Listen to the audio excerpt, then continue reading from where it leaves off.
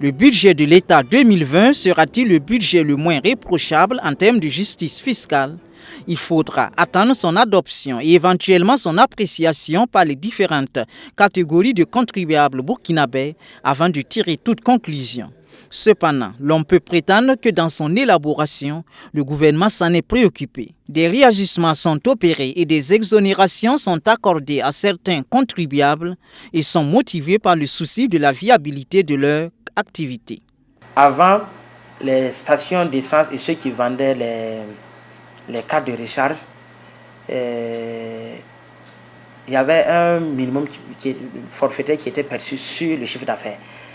Il se trouve que dans le cadre de la loi de finances 2020, et ce minimum forfaitaire va changer un peu de nature. Donc ils paieront désormais entre 300 000 et 1 million de francs CFA.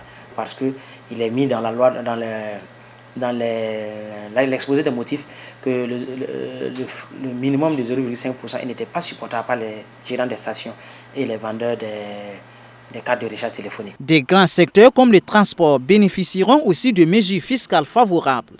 Quand vous suivez un peu les débats avec les transporteurs, bien sûr, suite à leur grève, ils trouvent qu'ils payent, ils sont doublement ou triplement imposés au niveau de la TVA.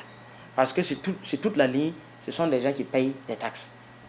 Tout ce qui rentre dans les biens sont des taxes, le billet est imposé. Donc c'est de trouver le moyen, et le chiffre d'affaires aussi est imposé. C'est pour trouver le moyen de ne pas les faire payer une certaine catégorie de taxes pour qu'ils puissent aussi s'en sortir. Donc je pense que ça a été l'objet d'une discussion entre tous les acteurs et le gouvernement.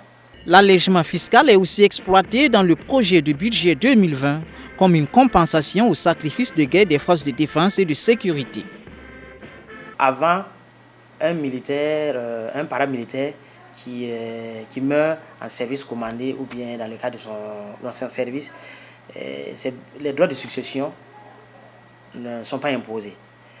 Dans le cadre de la loi de finances 2020, cette disposition a été étendue plutôt à toutes les victimes des attaques terroristes. Donc c'est une nouvelle mesure fiscale en lien avec la situation que le pays connaît aujourd'hui. Donc ça va beaucoup encourager. Parce que déjà, si la famille est frappée par la perte d'un membre, et si on doit encore les imposer une taxe, je pense que c'est vraiment une question de justice sociale.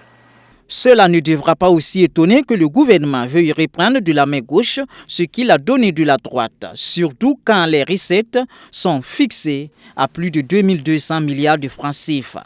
Pas de nouveaux impôts à signaler, mais davantage d'impôts sur le tabac et la cigarette. Dans le projet de loi de finances, il a été proposé d'augmenter le taux du tabac et des cigarettes, qui au Burkina il est de 45%. L'UEMOA propose 50%.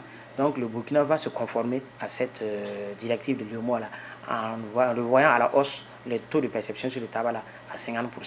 Selon les prévisions de la Direction générale des impôts, l'impact de cette hausse de 5% de taux de tabac sera de 7 milliards de francs CFA. Il y a d'autres mesures fiscales comme l'institution d'un tarif de prélèvement de 5% sur les ventes des boissons de fabrication locale. Ça veut dire que toute boisson fabriquée sur le plan local paye une taxe de 5%. Il y aura un prélèvement de 5%.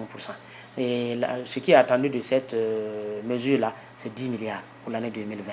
L'imposition sur les opérateurs de téléphonie mobile doit passer de 5% à 7%. Le projet de loi de finances 2020 consacre aussi l'exonération fiscale comme source de motivation afin de susciter l'adhésion totale des entreprises aux méthodes de paiement de l'impôt par téléprocédure.